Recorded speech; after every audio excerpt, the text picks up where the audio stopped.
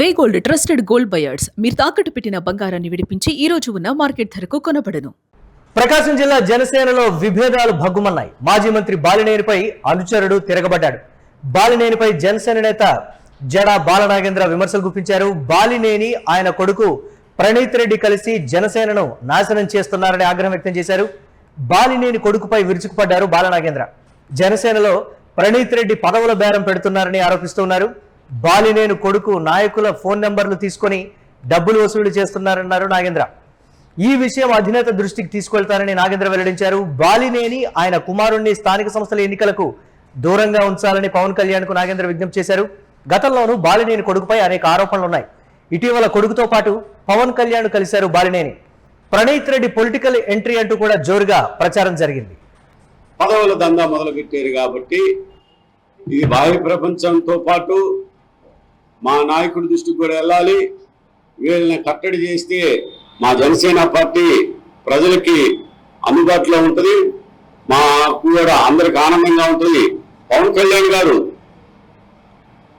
ఒక సామాన్యుని నాయకుడు చేస్తాను, లబ్బర్ చెప్పులు వేసుకునే వాళ్ళని చట్టసభలో తీసుకెళ్తానని ఒక తట్టు చెప్తా ఉంటే, బాలినేని శ్రీనివాసరెడ్డి గారు తన నిజస్వరూపాన్ని బయటపెట్టి పైసలతో పదవులు పెత్తనం చేద్దామని టీముని అతను ముఖ్యంగా వారి పుత్రరత్నం ఒక టీమును తయారు చేసి రాష్ట్ర వ్యాప్తంగా వారిని తిప్పుతా ఉన్నారు.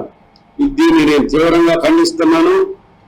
పవన్ కళ్యాణ్ గారు మరోసారి మీడియా ద్వారా మీకు తెలియజేస్తా ఉన్నాను, ప్రకాశం జిల్లాలో జనసేన పార్టీ పేరు చెప్పి బాలినేని బృందం కూటమికి కంటకులుగా మారుతున్నారు. కూటమి కంటకులుగా మారుతున్నారు కాబట్టి వీళ్ళని మీరు కంట్రోల్ చేయాల్సిన అవసరం ఉంది.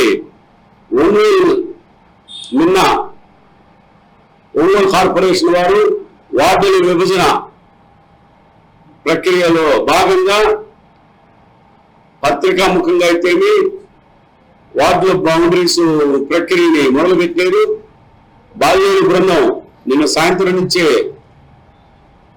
మొదలుపెట్టారు.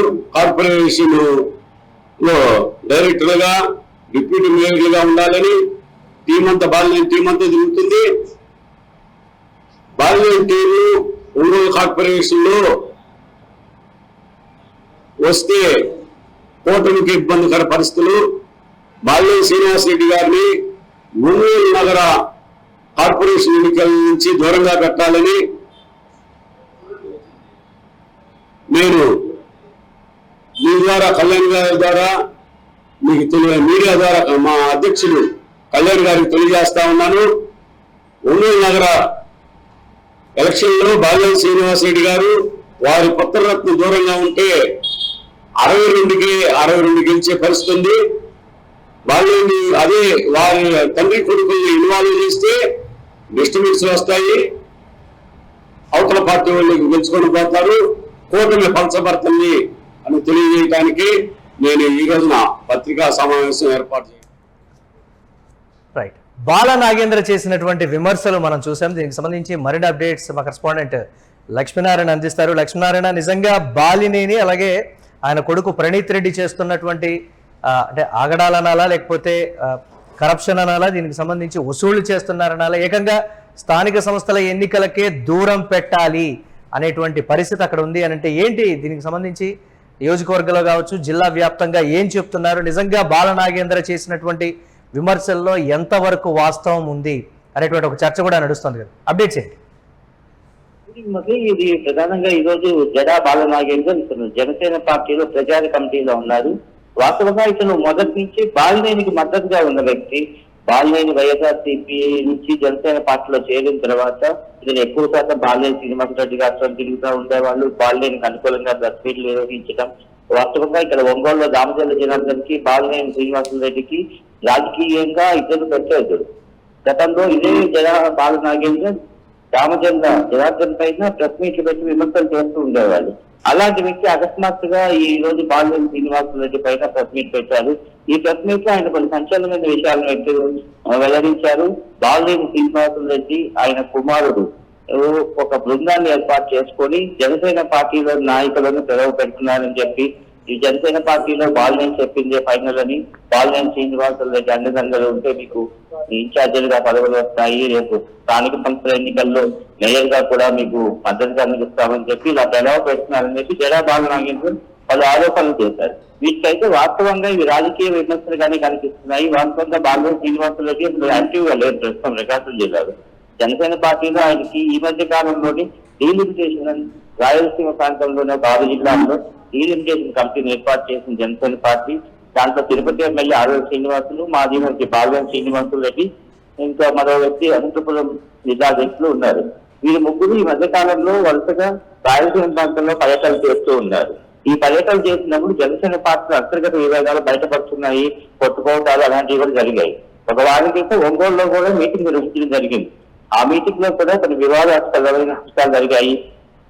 ప్రకాశం జిల్లా జనసేన జిల్లా అధ్యక్షుడు షేక్ ఇరాజీ కనీసం ఆహ్వానం కూడా అందలేదు.